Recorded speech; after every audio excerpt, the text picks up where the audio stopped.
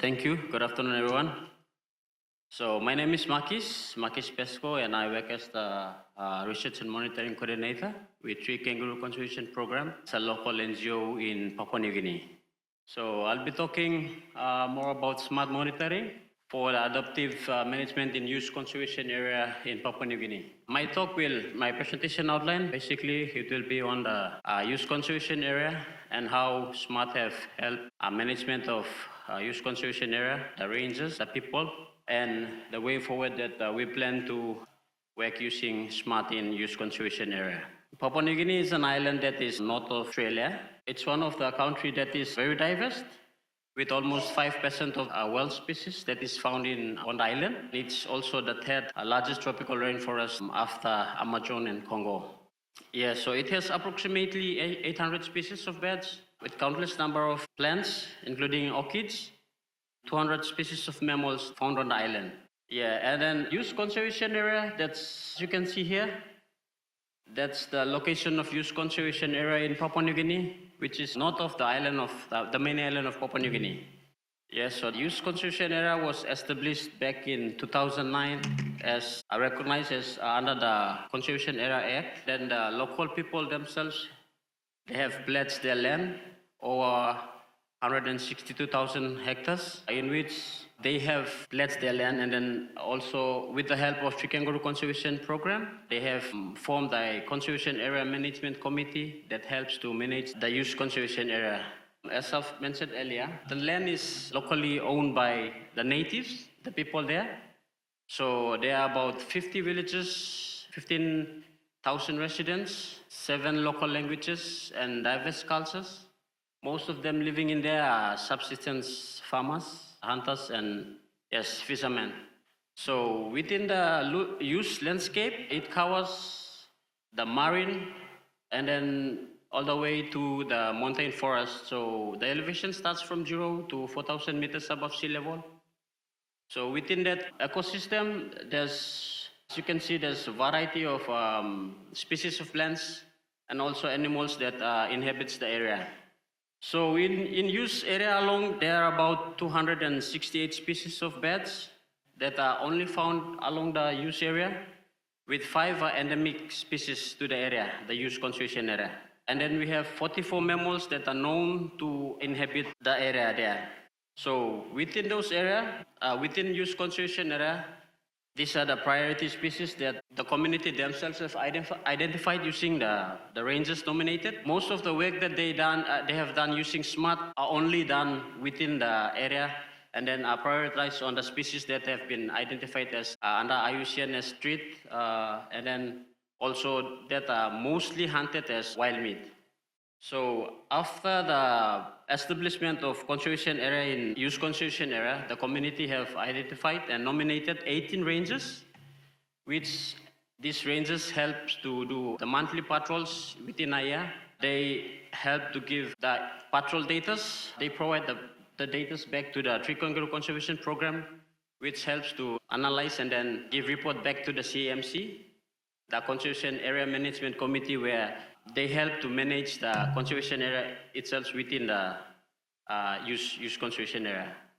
Yeah, so some of the activity that they do, they talk to the communities, and then they identify the areas that some of the communities, it's right within the jungles that most people don't go, and then they don't know where the buffers is, the conservation area is, and then the livelihood area is, or where it ends. Rangers play important role in advocating the community. Back in 2017, youth conservation area became the first in Papua New Guinea to adopt SMART. So when using SMART, most of the feedbacks that results from the patrols that they give back, it helps the Conservation Area Management Committee and also the Tree Kangaroo Conservation Program to see how best they can manage the area. So in terms of wildlife population and also the human activities that occurring within the livelihood zone and then also the buffer zone, it gives them at least fair idea on how best they can manage the area.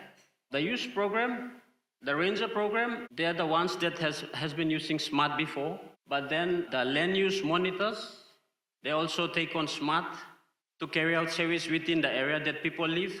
At least they know what natural resources has been harvested during those time.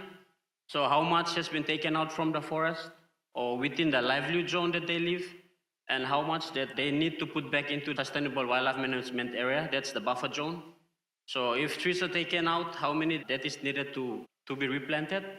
So that's other thing that the SMART has also helped the people to manage their resource within the area. And then the challenge that we face every time, because of its remoteness, the only transport to and out from the area is through the planes.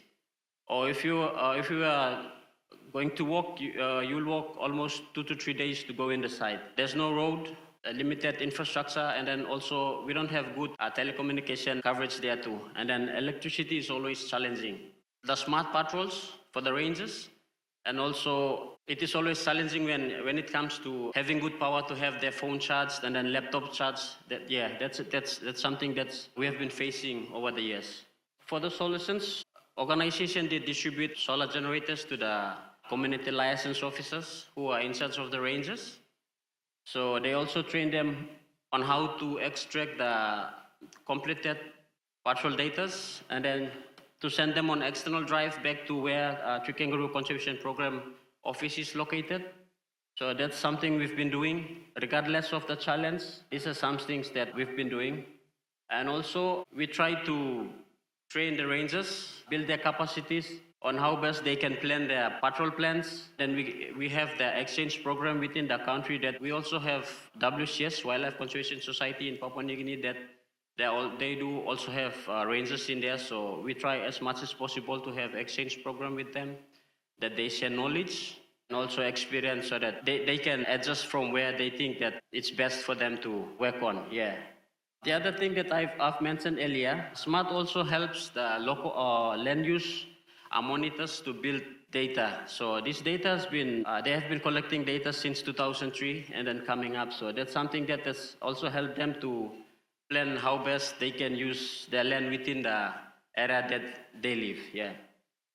So going forward, we plan to integrate smart survey for effective ecological monitoring in the future, and also we plan to establish permanent transects within the conservation area so that the rangers can patrol them within a year. And then we want to compare the data at the end of the year to see how the species population have changed over time.